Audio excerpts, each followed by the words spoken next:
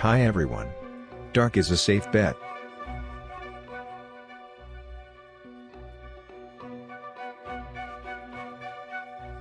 When Dante Alighieri described the Inferno, he said little about the color black.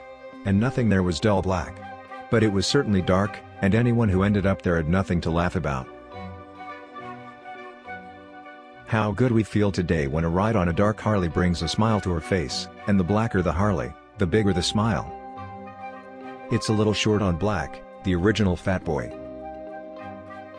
The Americans prefer chrome.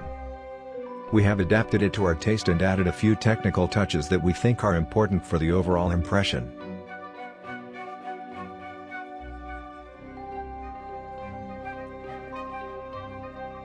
The main aim was to reduce the light dominance of the original Lakester wheels. So we powder-coated them black. The rear wheel also had to be repositioned. On the stock bike, the rear brake disc is on the right side in front of the wheel. This disturbs the overall appearance and can be improved. With our pulley brake system package, we have made the disc disappear to the left between the wheel and the pulley. This trick finally makes the rear look as clean as the front.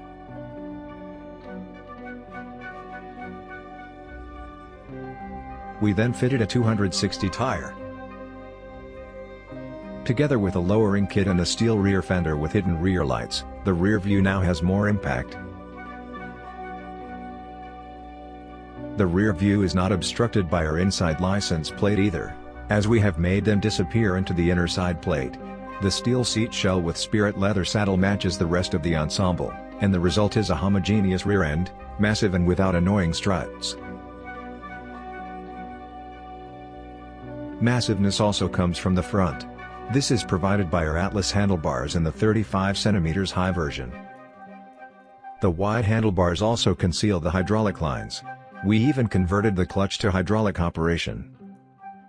The almost invisible stripe turn signals are unobtrusive, and the satin finish grips are flattering to the touch.